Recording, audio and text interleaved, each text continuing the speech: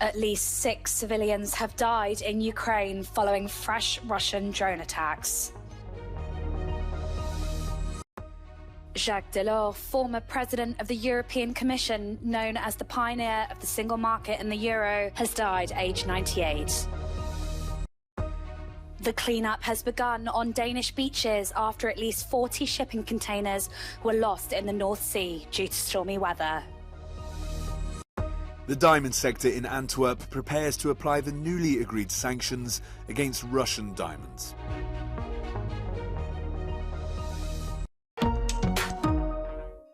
Six people have died in fresh Russian drone attacks on Ukraine. One person has died at a train station in Kherson, where more than 100 civilians were waiting for a train to Kyiv. The shelling has left 70% of the town's homes without electricity. Despite the devastation, one resident says Kherson will endure.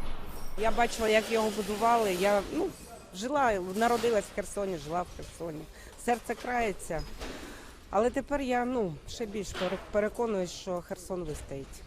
От саме після таких ударів сильних, потужних, після яких хочеться спочатку плакати, а потім береш себе в руки і знаєш точно, що ми вистоїмо. Приберемо все, потім позашивають вікна, вокзал, я думаю, і далі буде функціонувати.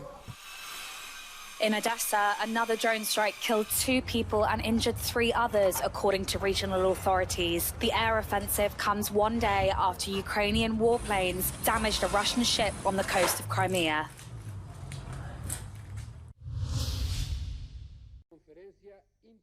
Jacques Delors, former president of the European Commission, has died at the age of 98. Delors laid the foundations for the modern European Union by creating the single market that made the free movement of people, capital, goods and services possible. He also headed the so-called Delors Committee, which proposed the creation of the euro. Delors served as France's Minister of Finance from 1981 to 1984. He declined to run in the 1995 French presidential election, which was eventually won by Jacques Chirac.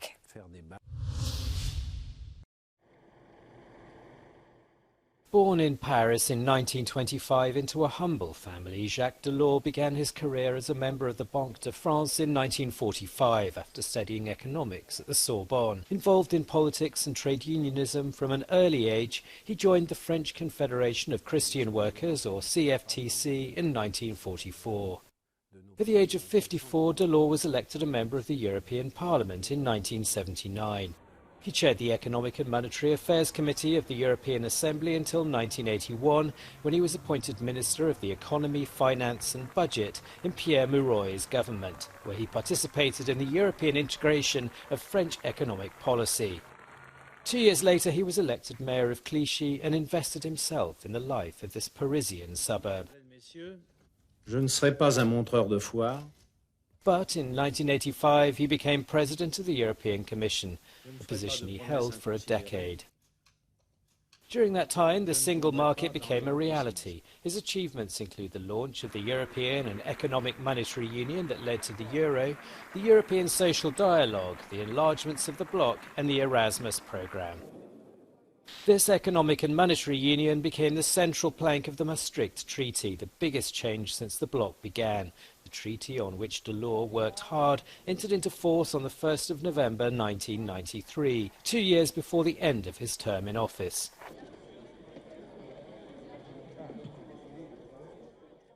He then tried to return to French politics, but finally withdrew his candidacy for the 1995 elections. He lacked sufficient support and did not want to interfere with his daughter's career, French socialist politician Martine Aubry. After the death of his wife in 2020, Delors relied on his daughter, with whom he was close.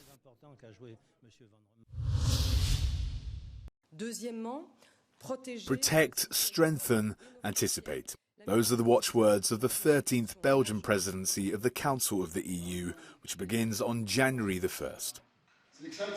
The country will take the lead in joint discussions during what promises to be a turbulent political period, with the European elections at the beginning of June in its sights. In practice, the Belgian presidency will not have the usual full 6 months to complete the 150 dossiers on the table. For the Prime Minister, the first priority is to protect citizens and turn the EU towards the future. Deuxième élément, c'est de renforcer notre économie qui crée notre prospérité, qui crée de l'emploi, qui finance notre solidarité sociale.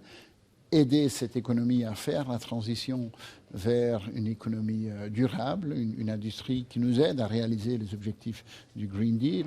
When it comes to the EU's Green Deal, the Belgian presidency will have to reach an agreement on carbon emissions from trucks and buses. It will also have the task of reaching an interinstitutional compromise on packaging, which aims to reduce, reuse and recycle these products. Finally, Belgium will oversee the first discussions on the bloc's environmental targets for 2040. A Belgian-style compromise will also be required to reach agreement on the revision of the Union's multi-annual budget. Last week, the EU's 27 leaders were unable to agree on a budget increase requested by the European Commission. Finally, reform of the EU and the possible enlargement of it will be discussed during this 6-month period.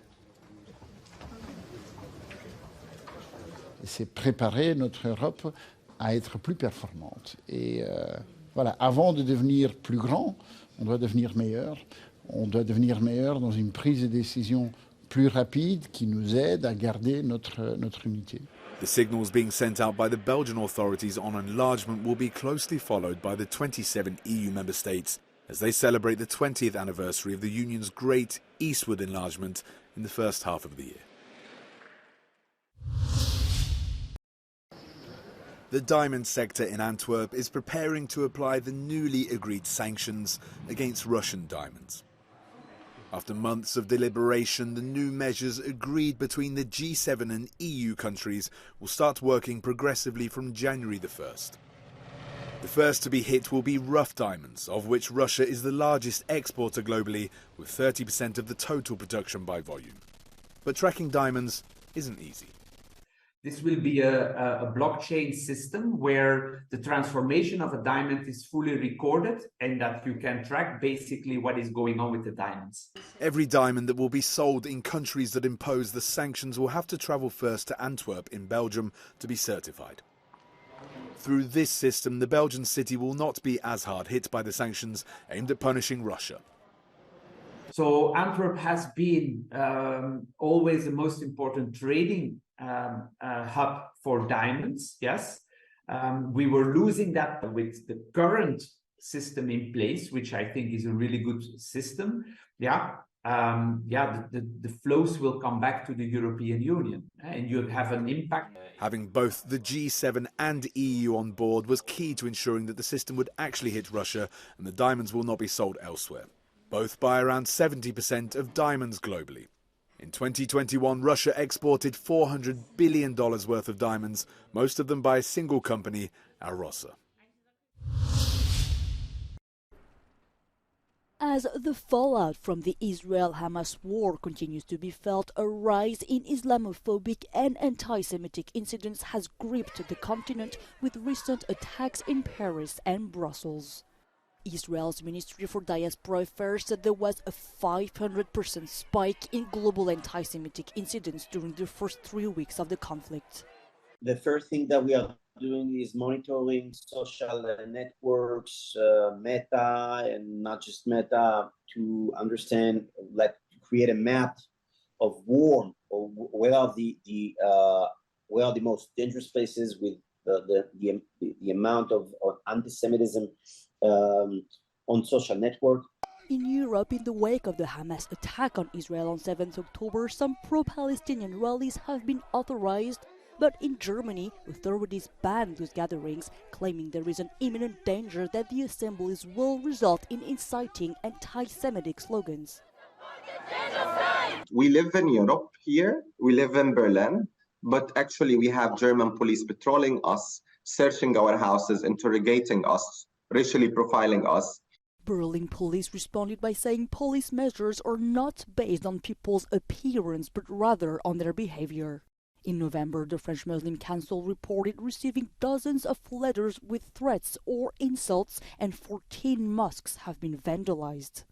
Data are underestimated, underrecorded, underreported, and the phenomenon is not well understood in some member states. In addition, Muslim people or people perceived to be Muslims are usually trusting less authorities, so they may also go less to report incidents. Since 7th October, Jewish students have been describing a hostile atmosphere in universities in France and other European countries. The EU believes that social networks have a part to play. We have to acknowledge that a lot of hatred has been transported and has been left unchallenged for a very long time on social platforms.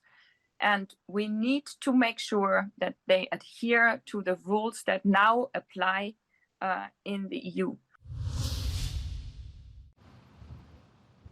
The cleanup has begun on Danish beaches after dozens of containers were lost at sea due to stormy weather. A Maersk ship lost 46 containers off the northern Jutland coast just before Christmas, whilst en route from Bremerhaven to Gdansk. Now, everything from fridges, needles and shoes are adrift at sea. Maersk said containers were lost due to rough weather. Vi er rigtig kede af situationen. Vi tager fuldt ansvar, og vi er der, indtil der er ryddet op. Men det oprydningsarbejde, det skal foregå sammen med de lokale myndigheder, som har kendskaben. The containers were thought to be adrift between Hanstholm and Skagen off the coast of northern Jutland.